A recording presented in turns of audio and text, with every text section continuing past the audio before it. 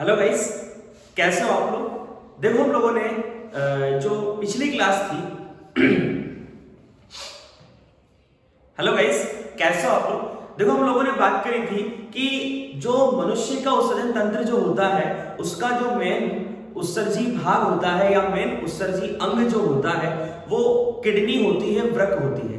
तो हम लोग आज स्टार्ट करते हैं कि जो आपकी जो किडनी होती है उस किडनी के जो आंतरिक संरचना जो होती है उसमें क्या क्या भाग पाए जाते हैं, कौन कौन से भाग प्रेजेंट होते हैं, उसके बारे में हम लोग बात करेंगे। तो चलिए हम लोग स्टार्ट करते हैं मनुष्य के उत्सर्जन तंत्र के बारे में। क्या क्या उसके भाग होते हैं, किस प्रकार से वो काम करता है, किस प्रकार उसकी संरचना में कौन कौन से भाग होते हैं, तो स्टार्ट करते हैं। तो सबसे पहले हमारा जो मानव उत्सर्जन तंत्र है उस मानव उत्सर्जन तंत्र का पहला भाग जो आता है हमारे पास वो आता है किडनी, जिसे हिंदी में वृक्क कहते हैं। किडनी की बात करें तो पहले तो हम लोग बात करते हैं कि मनुष्य की जो किडनी होती है या किसी भी स्तनधारी जंतु जो होते हैं उन स्तनधारी जंतुओं की जो किडनी होती है, वृक्क जो होती है, वो एक प्रकार से उत्सर्जी अंग होने के साथ साथ परासरण नियामक अंग भी होती है, यानी ऑस्मो रेगुलेटरी ऑर्गन जो होता है वो आपकी किडनी होती है। क्योंकि ये क्या करती है, पदार्थ के अणु जो होते हैं उनको अधिक सांद्रता से कम सांद्रता की तरफ पहुंचाने के लिए अर्धपारगम्य झिल्ली के रूप में कार्य करती है।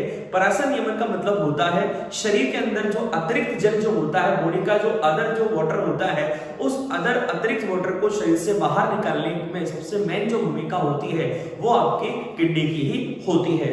लगभग आपके हार्ट से ये 800 से 1000 ml ब्लड प्राप्त करती है, यानी 800 से 1000 ml जो ब्लड होता है वो किडनी जो होती है वो प्राप्त करती है हर 1 मिनट में। उसके बाद आगे बात करते हैं आपकी जो किडनी होती है, हमारी जो किडनी होती है, मनुष्य की जो किडनी होती है, इस मनुष्य की किडनी के बारे में और बात करें तो मनुष्य की जो किडनी होती है वो मेटानेफ्रिक प्रकार की होती है।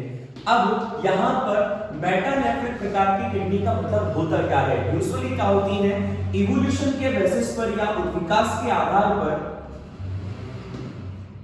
जो किडनी होती है वो 4 प्रकार की होती है। एक तो होती है आर्कियोनेफ्रिक। आर्कियोनेफ्रिक प्रकार की किडनी जो होती है उसमें क्या होता है, यूजुअली देखो क्या होता है, जो हार्ट यानी जो किडनी होती है, इस किडनी की जो संरचना की अगर हम लोग बात करते हैं तो किडनी लगभग 10 लाख नेफ्रॉन से मिलकर बनी होती है। अगर खरगोश की किडनी की बात करें तो 2 लाख नेफ्रॉन से मिलकर, यानी किडनी की संरचनात्मक और क्रियात्मक इकाई अगर हम लोग बात करते हैं तो वो नेफ्रॉन या वृक्काणु होती है।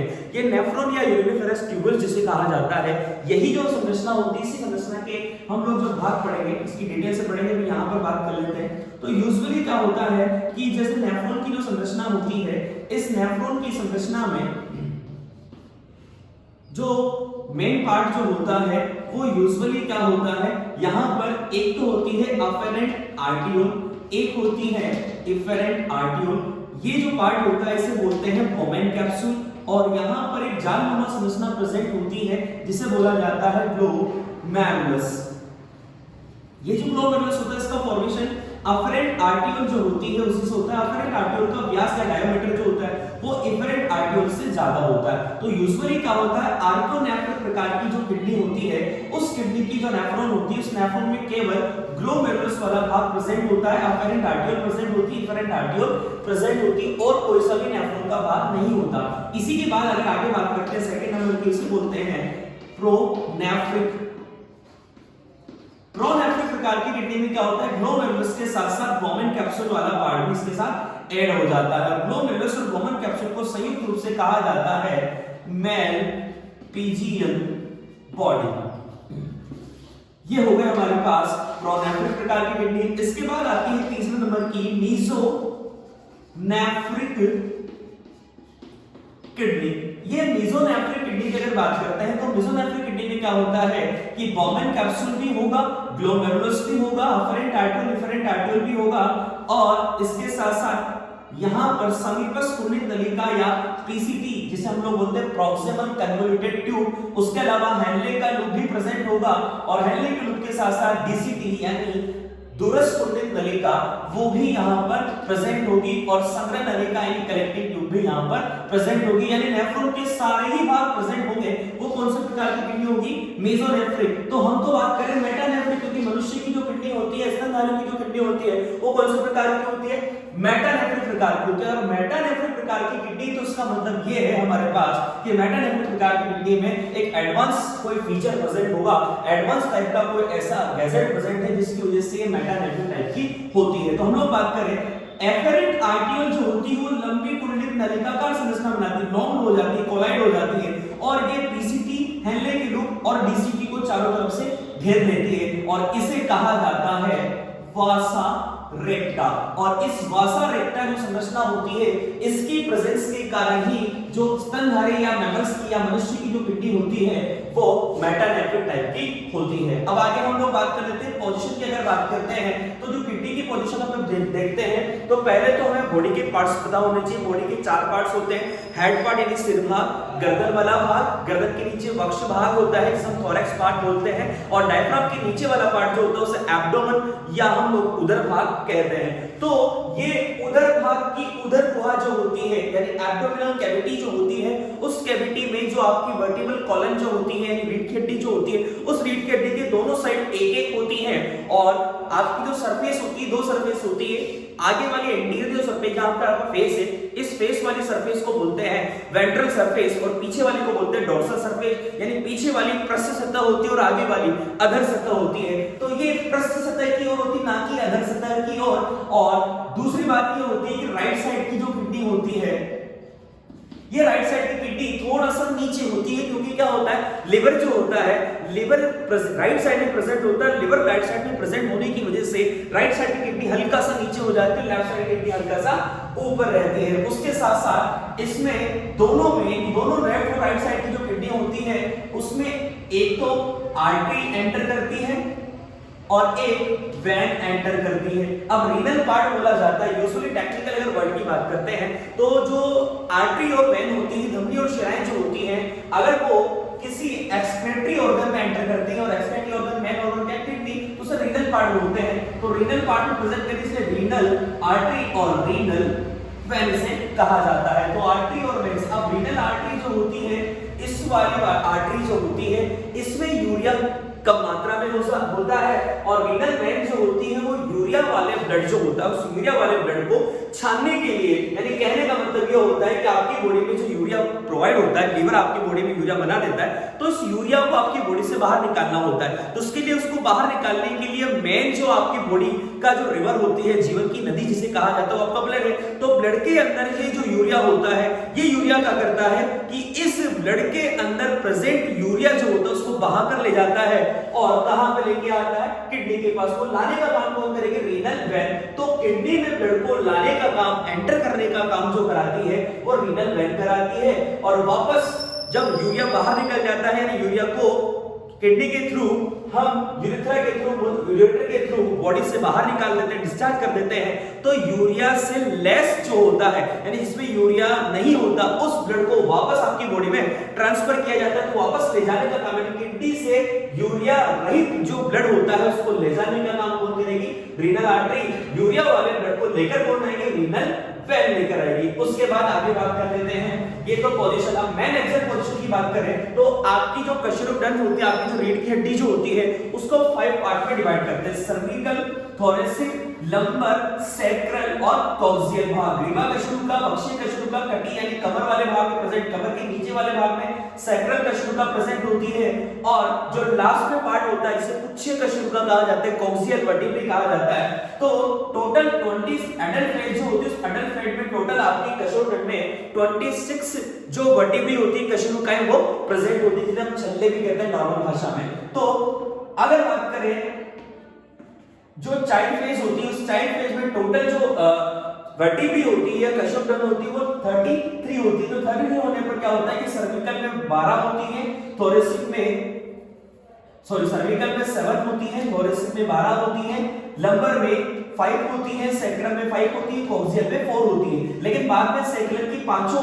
वर्टिब्रे जुड़कर एक हो जाती है, और कॉक्सियल यानी पुच्छी कशेरुका की चारों जुड़कर एक हो जाती है। तो बाद में जब टोटल निकालते हैं तो अडल्ट फेज में आपकी कशेरुकन जो होती है उसमें 26 जो वर्टिब्री या कशेरुकाएं प्रेजेंट होती है। तो एग्जैक्ट पोजीशन अगर बात करते हैं तो लंबर या थोरेसिक भाग जो होता है उसके 12 नंबर की जो थोरेसिक होती है, 12वें नंबर की थोरेसिक वर्टिब्री, उसके बाद लंबर भाग की एक सेकंड और ये थर्ड। तो लंबर यानी थोरेसिक पार्ट की 12वें नंबर की कशेरुका, लंबर पार्ट की जो पहले नंबर की, दूसरे नंबर की, तीसरे नंबर की, इनकी जस्ट सामने सीध में कौन प्रेजेंट होती है? आपकी किडनी। तो यूजुअली किडनी कशेरुकन के दोनों तरफ थोरेसिक वर्टिब्री 12 नंबर की लंबर यानी जो लंबर पार्ट होता है कमर वाले भाग की पहली कशेरुका, दूसरी कशेरुका, तीसरी कशेरुका, इन चारों के सामने एक एक किडनी प्रेजेंट होती है।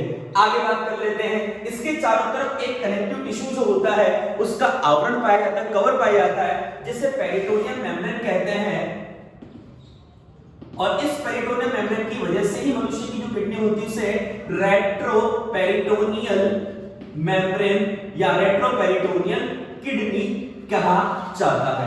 आगे बात कर लेते हैं हम लोग कि जो किडनी जो होती है उस किडनी की जब आंतरिक संरचना की स्टडी करते हैं तो किडनी की संरचना में हम लोग देखते हैं कि किडनी की दो सरफेस होती है।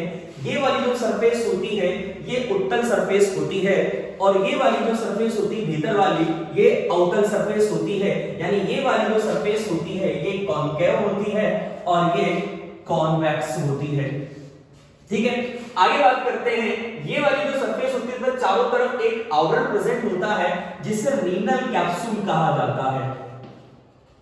ये रीनल कैप्सूल जो होता है वो इसको प्रोटेक्ट करने का यानी सुरक्षा प्रदान करने का काम करता है। भीतर की तरफ अब आगे आओ बात कर लेते हैं, जब इसके सरफेस की बात कर रहे हैं तो भीतर वाली जो सरफेस होती है, जो अवतल सरफेस जो होती है, इस अवतल सरफेस पर यूजुअली 2-3 टाइप की जो ट्यूब्स होती हैं वो कुछ तो बाहर निकलते हैं, कुछ एंटर करती हैं। तो कौन कौन एंटर करती हैं? देखो, एंटर करने वाली होती है रीनल वैन। ये रीनल वैन इसमें एंटर करती है जो यूरिया युक्त रुधिर को किडनी में लेकर आती है छानने के लिए यूरिया को।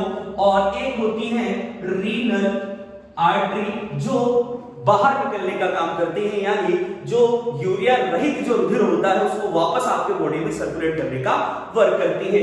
यूरिया युक्त रुधिर को लाने का काम, अंदर लेने का काम, यानी ये तो इसके अंदर एंटर करती है और ये इससे बाहर निकलती है। इसी तरह से इससे एको ट्यूब बाहर निकलती है जिसे हम लोग कहते हैं यूरेटर। आगे हम लोग बात करें तो किडनी से एक पाइप लाइक स्ट्रक्चर निकलती है, छोटी ट्यूब लाइक स्ट्रक्चर जिसे हम लोग कहते हैं यूरेटर। और यूरेटर जो होती है आगे जाकर एक थैलेनुमा स्ट्रक्चर में यानी पैक लाइक स्ट्रक्चर जो होती है उसे बोला जाता है यूरिनरी ब्लैडर।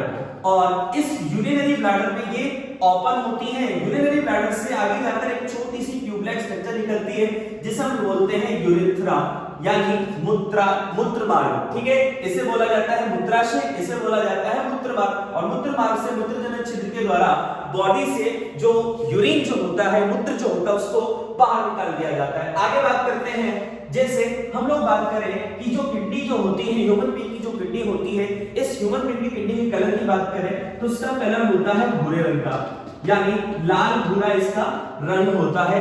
दूसरी बात, अगर इसके वेट की बात करते हैं, वजन की बात करें तो जो मेल होता है, मेल में इसका वजन 150 ग्राम होता है और फीमेल जो होता है उसमें इसका जो वेट होता है वो 120 ग्राम होता है। आगे हम लोग अगर बात करते हैं तो इसकी जो भीतरी सरफेस जो होती है, उस भीतरी सरफेस पर जो यूरेटर होता है या यूं कह सकते हैं कि जो इसका आउटर पार्ट जो होता है, आउटर पार्ट में खड्डा होता है, गर्त होता है, उसे बोला जाता है हाइनम। इसे हम लोग बोलते हैं हाइलम बोला जाता है। आगे बात करते हैं, जब इसकी स्ट्रक्चर का स्टडी करते हैं तो इसकी स्ट्रक्चर में बाहर वाला परिधीय भाग जो होता है उस परिधीय भाग को बोला जाता है कॉर्टेक्स और भीतर वाले भाग को बोला जाता है मेडुला।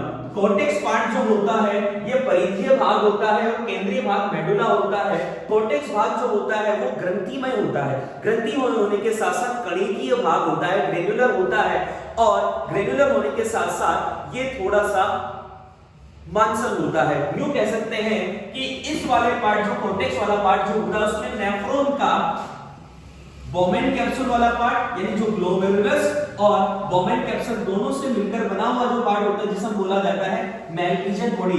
तो नेफ्रॉन का मैल्पिजियन बॉडी वाला पार्ट पीसीडी समीपस्थ कुंडलित नलिका और दूरस्थ कुंडलित नलिका वो कॉर्टेक्स भाग में प्रेजेंट होती है, जबकि मेडुला भाग की बात करें तो मेडुला भाग में नेफ्रॉन का केवल हेनले का लूप वाला जो भाग होता है और हेनले के लूप वाले भाग के साथ साथ संघनन नलिका वाला जो भाग होता है वो उसमें प्रेजेंट होता है। आगे हम लोग अगर बात करते हैं तो कॉर्टेक्स के उभार जो होते हैं वो मेडुला में धंसे होते हैं। ये जो आपको दिखाई दे रहे हैं लंबे लंबे, इन्हें बोलते हैं रीनल कॉलम ऑफ वर्टिनी।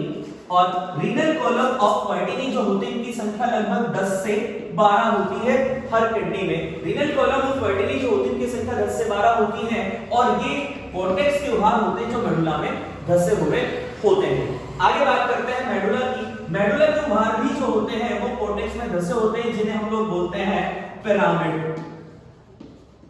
और ये पिरामिड की संख्या लगभग 10 होती है, 8 से 10 होती है हर एक किडनी में। ये पिरामिड जो होते हैं इसमें छोटी छोटी ये ऐसे लाइंस मैंने बना रखी है।